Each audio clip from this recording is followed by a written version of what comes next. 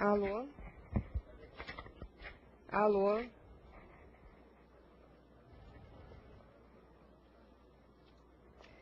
Excelentíssimo senhor, juiz-presidente, titular da Igreja Primeira Vara do Tribunal do Júri da Capital, doutor Edmar Silva Pereira, recebo os meus cumprimentos iniciais. É uma honra muito grande para esta advogada subir a uma tribuna presidida por Vossa Excelência. É a primeira vez, então recebo os meus cumprimentos. A doutora, a promotora Rosana Cordovil, receba da mesma forma meus cumprimentos. Embora a doutora não se lembre, eu já tive o prazer de estar numa tribuna adversa com Vossa Excelência, atuando com o doutor Paulo Bona. Mas como já faz um certo tempo e Vossa Excelência já são tantos júris que Vossa Excelência faz na capital que não deve se lembrar, mas eu já tive o grande prazer de atuar com Vossa Excelência. Aos meus colegas de tribuna, ao meu mestre, doutor Roberto Lauria, ao doutor Gustavo Pinheiro e aos acadêmicos, doutor André e doutora Lorena, recebam os meus cumprimentos. A plateia, aos familiares da vítima e acusado, se estiverem presentes, aos demais servidores. E, finalmente, os meus cumprimentos aos senhores jurados, os juízes de fato, aqueles que, como a doutora promotora colocou hoje, têm o fardo leve, como ela lhes colocou. Mas, excelências, eu lhes digo que é um fardo leve e digno, certamente mais leve, mas para vossas excelências, hoje o fardo é leve. Porque para o senhor Vitor,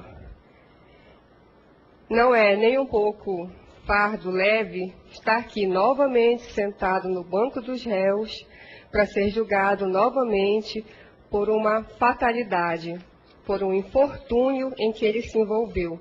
Há mais de 10 anos, ele foi denunciado, foi processado, veio a júri, foi condenado, teve recurso, o tribunal anulou e está aqui novamente.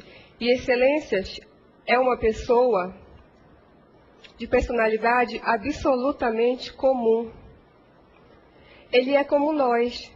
Nunca teve envolvimento com a polícia, nunca teve problemas na justiça, até o dia daquele fatídico dia, nunca teve nenhum problema e até hoje, depois daquele fato, continuou com a sua vida normal, absolutamente normal, constituiu família, tem filho, mas mesmo assim tem que passar por todo esse desgaste que é um processo criminal, por todo o desgaste de ser acusado de homicídio. Embora ele nunca tenha querido matar ninguém, ele é evidente que ele foi processado como se tivesse tido alguma vez essa vontade, o que não foi o caso. É uma pessoa comum, sem antecedentes criminais. E eu gostaria que fosse passado para os jurados, porque eu gostaria que eles pudessem ver nos autos as folhas 388 e as folhas 393. Senhor oficial de justiça, por favor.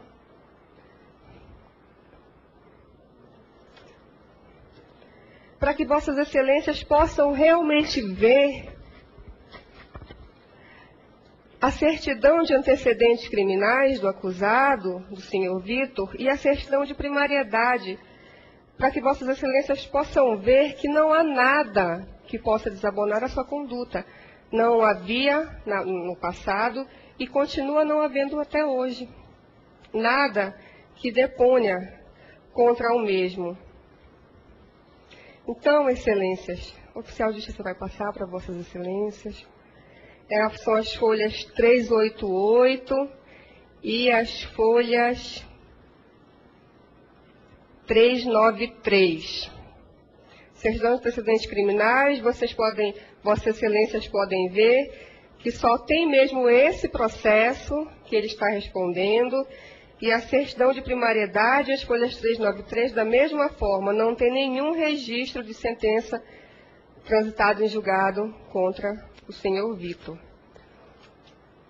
Então, excelências, o que nós queremos dizer aqui é que, embora tenha ocorrido uma morte no trânsito, embora tenha ocorrido uma morte neste fato, não houve crime.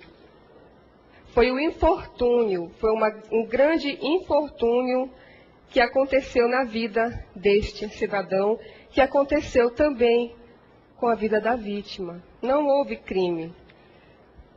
Mas mesmo assim ele foi denunciado pelo dolo eventual, foi condenado a primeira vez pelo dolo eventual.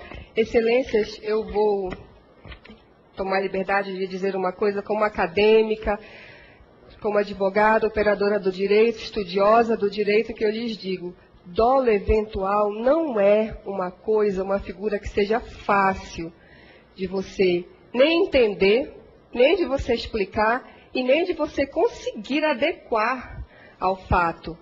Porque dolo eventual não é quando a pessoa quer o resultado, é quando ela assume o risco de produzir o resultado. Essa expressão, assumir o risco de produzir o resultado, parece ser uma coisa simples, mas não é. Assumir o risco de produzir o resultado significa, como se diz, quando a doutrina tenta explicar, já que, como usando as palavras da nossa